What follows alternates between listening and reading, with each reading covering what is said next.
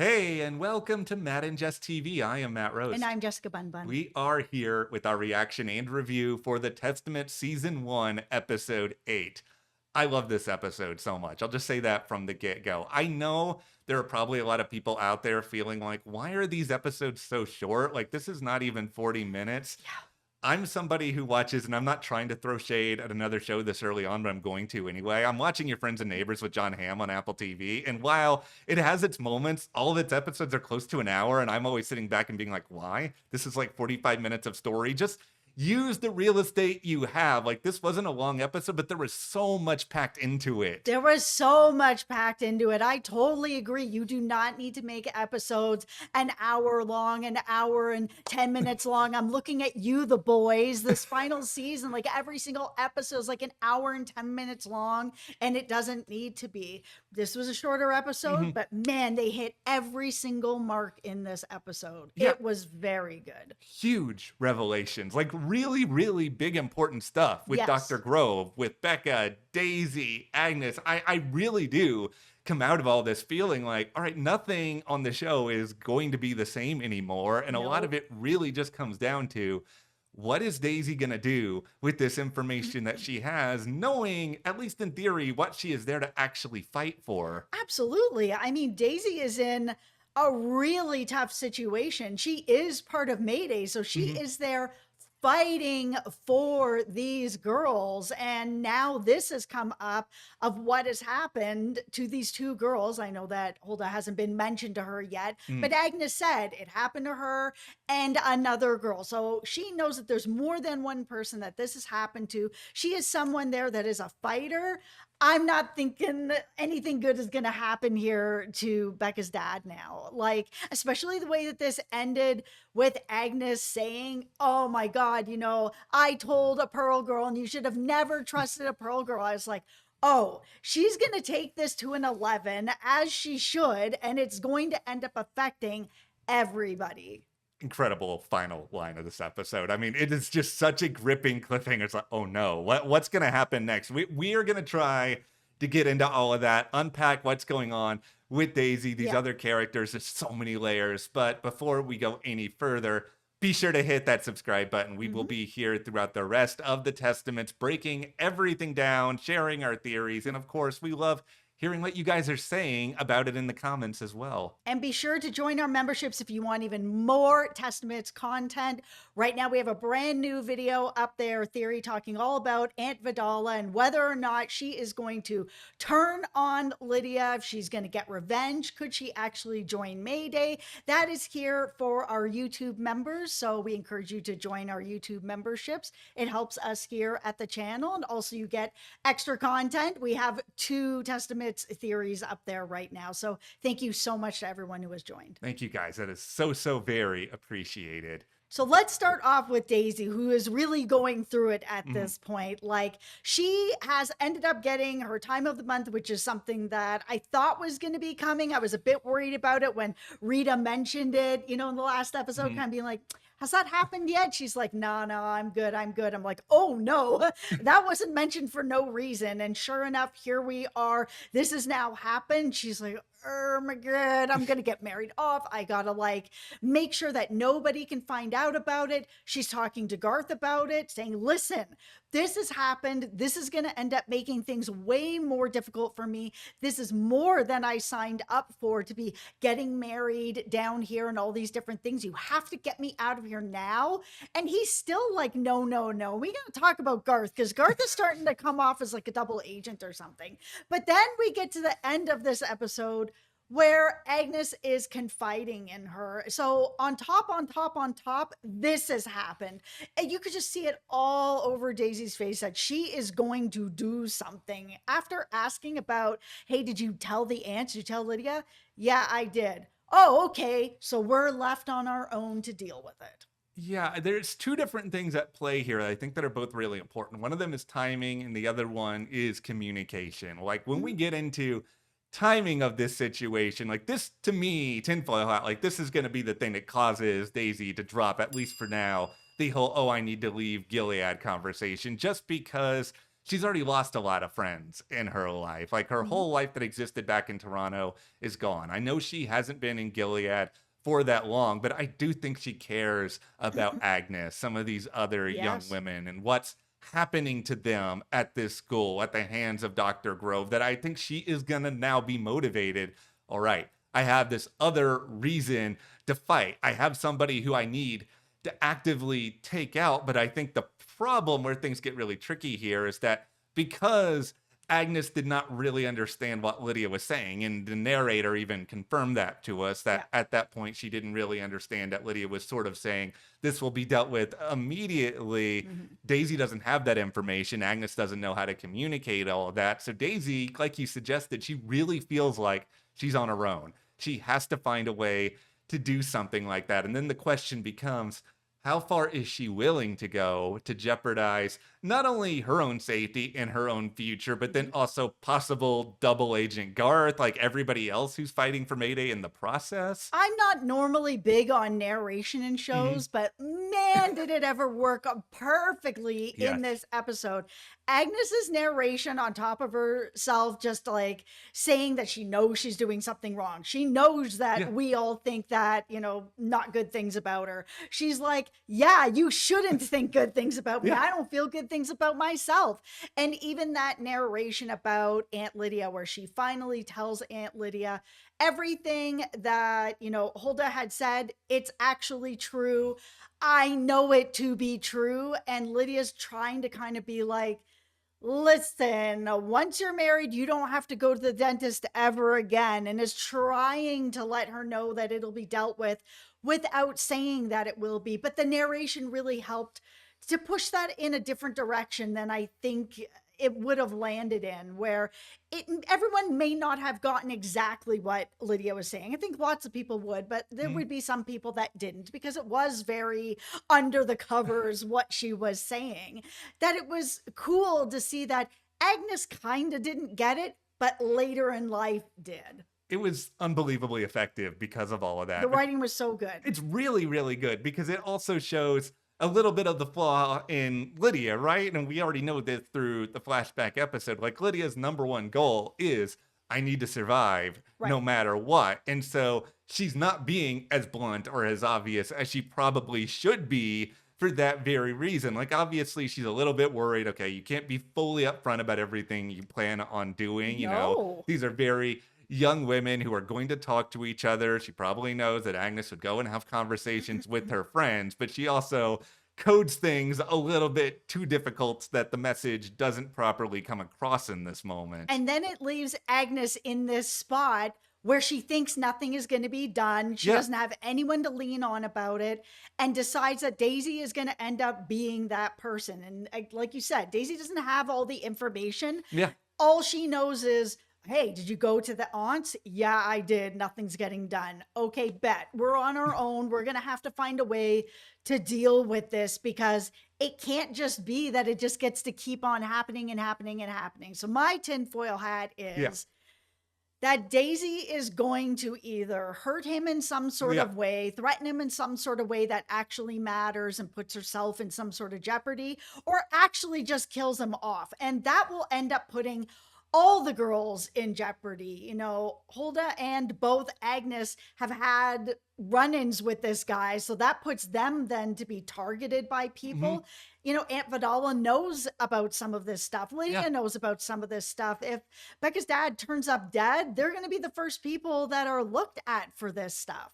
Yeah. And this is Their where marriages could be ruined, their whole lives could be ruined. Like, it's not a good situation. it's a terrible situation. Like, everything around them could all fall apart. And this is where we all get back to Aunt Lydia again with the question of how much Aunt Lydia really knows about everything that's going on, because Daisy may start to put some of these wheels in motion. She could very well hurt Dr. Grover, take him out outright. And then at that point, does Lydia then have to go to Daisy and be like, listen, I know what you're doing. I know who you are. Like, there is that sort of missing link, or even Garth, or at least is claiming that he doesn't know that many people on the outside. So it's like people not knowing where each other stands. That is an increasingly big problem here. Okay, we need to talk about Garth. He is All right. becoming an increasingly big problem too, because now we've learned that his father was like really integral in everything that happened Mm. in Boston, that because of his father, they were able to like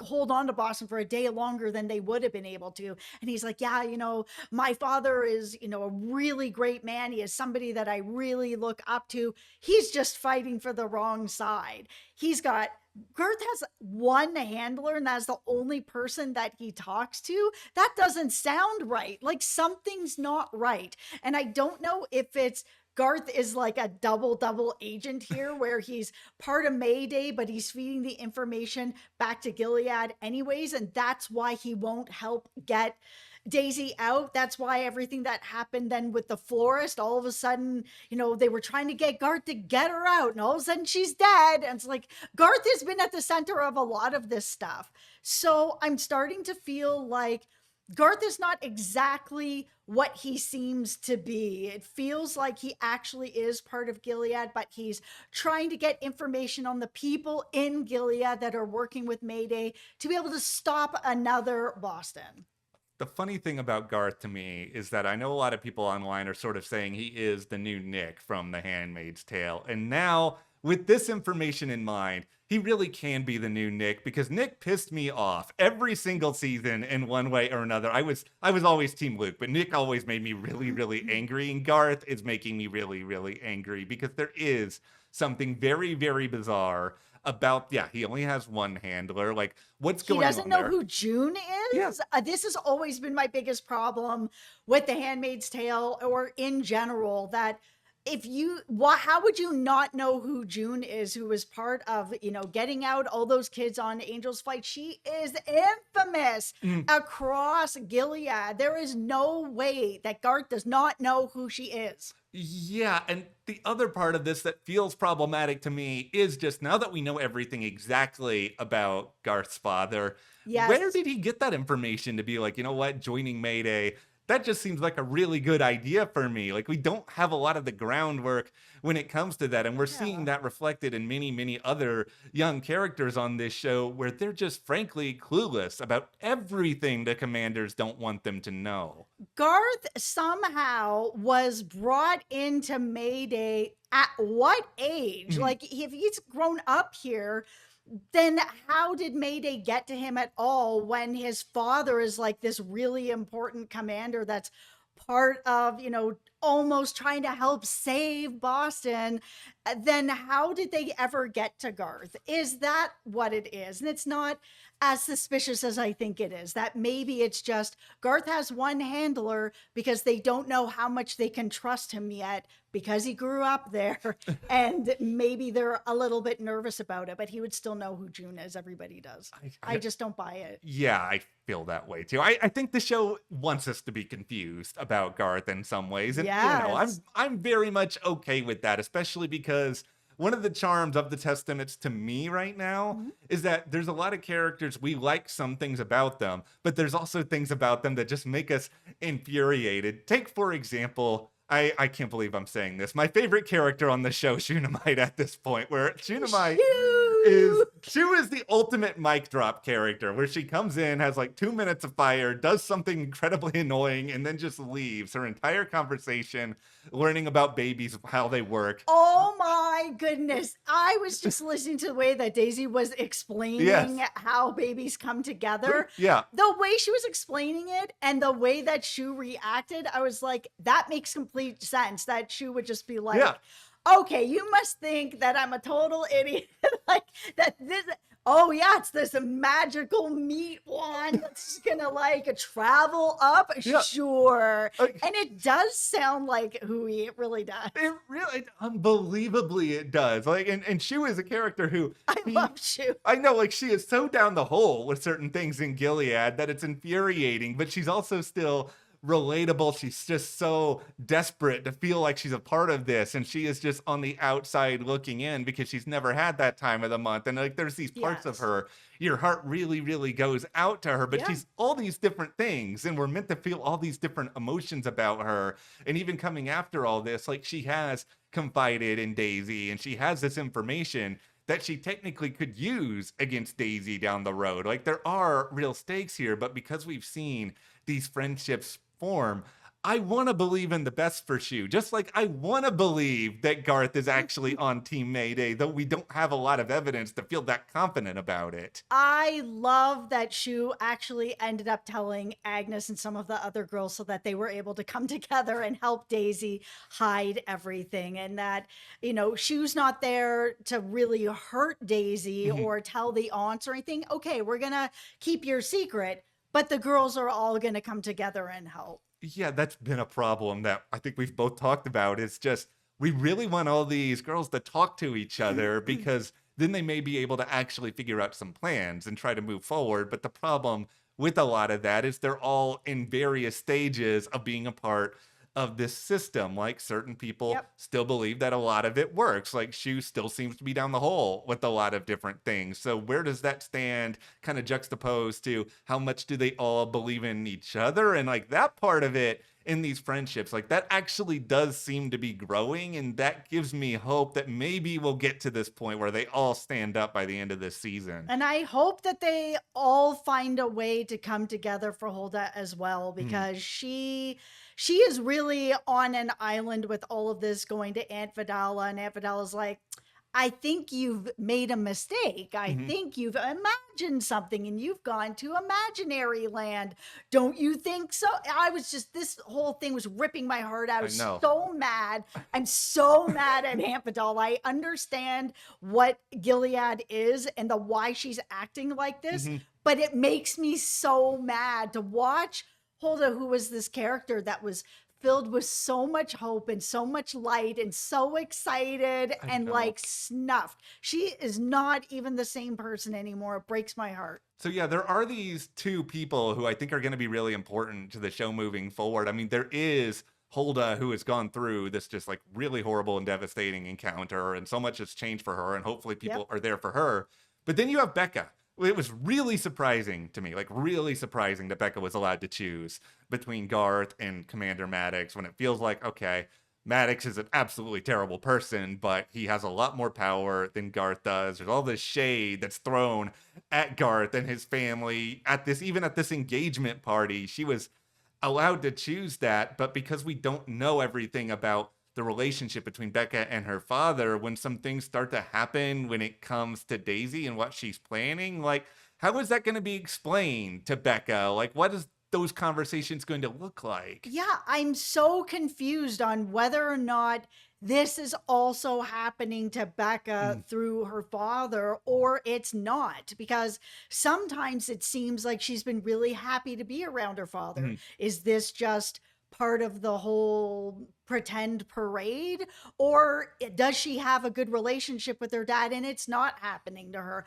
I think that it is happening to her because there's been a couple of scenes where they've been talking about it and Becca's face has just kind of lost all its blood. And I think that something is happening to her. I actually wonder if she had gone to her dad and was just like, I'm going to tell if you don't let me choose. And maybe it came out that way of why she was allowed to choose Mhm. someone who's not even a commander yet over somebody who has more power in Gilead. Yeah, it just feels like there does have to be some sort of leverage there because it's just everything we know about Dr. Grove is he is the absolute worst. And so, like, why would he ever do something that would actually benefit his daughter? That's just, it's really, really bizarre. No, he's all about having power over Mhm. them. So this was a real shocker that she was allowed to choose. But speaking of dads, Yeah. Agnes's dad is looking at getting a handmaid. That was really shocking too, that Paula is pushing for them to get a handmaid, that I guess she wants to have another child. And man, Mackenzie looks like he is just not sleeping at night, man. He No, is not having a good time in this marriage. He looked very unhappy. I cannot figure Commander Mackenzie out for the life of me. Like, he is so unusual where he's not a good person. Let's just say that from the start. He is a commander. He's not really doing anything to try to change things and make it better. But he has, like, repeatedly asked Agnes at this point, are you happy? He does not seem Yep. to be happy with his relationship. Yeah, he does look tired all the time. And we know from Daisy he's breaking some of the rules in Yes. Gilead. So what is his end game here? Like the only tinfoil hat thing I can think about is like, okay, I don't think he's necessarily out to completely dismantle Gilead by any means, but is he out to try to undergo some sort of major change where he wants to shift how they operate? And maybe he goes along with this idea of his daughter marrying Weston, who he probably also knows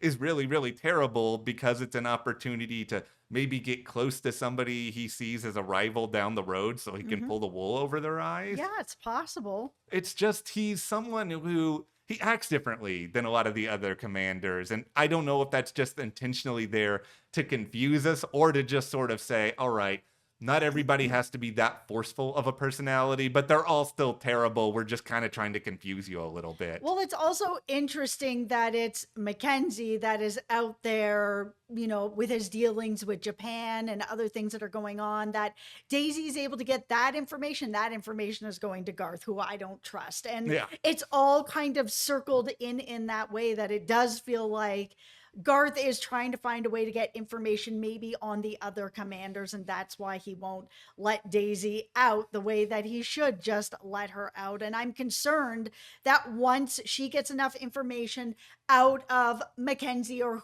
whoever else, that Garth's just going to have her killed off, like the person at the flower shop.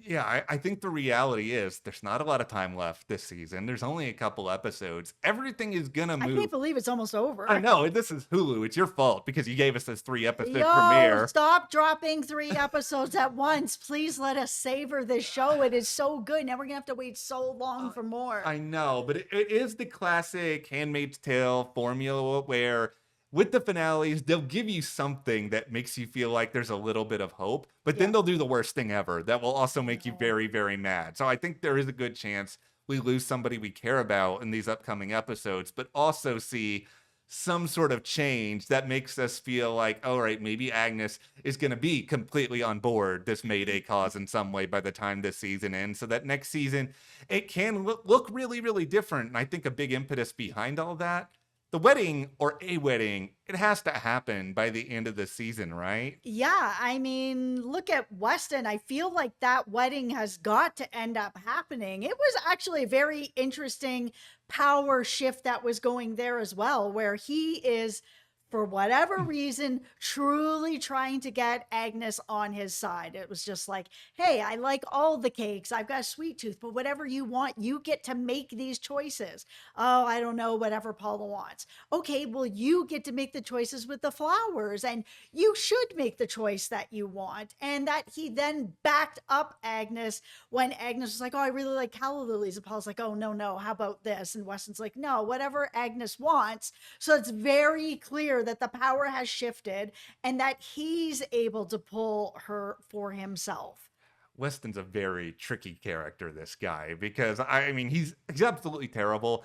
I think what he is doing is sort of showing, all right, I want Agnes to feel like she has some say in all of this, because I wonder, does Weston really even think this marriage matters much at all beyond just, oh, the status of it, oh, potentially bringing in new kids into Gilead. So I will give her this false feeling of control so that everything goes the way I want once we get to the point where I actually get what I want to get out of this. Yeah, I mean, he does.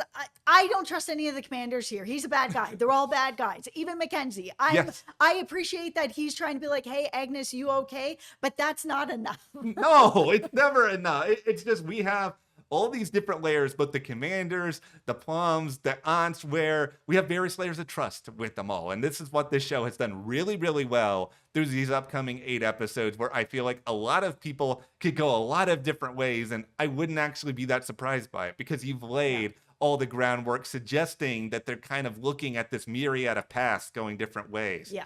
That is where we are coming out of the Testament, season 1, episode 8. We do want to know from you guys, what do you think Daisy is going to do? Share in the comments. And as Jess said earlier, be sure to join our memberships. We have a really fun theory discussion about Aunt Vidala. What is she trying to do with Aunt Lydia? Thank you so much for your support, Thank and you. we will see you here next time.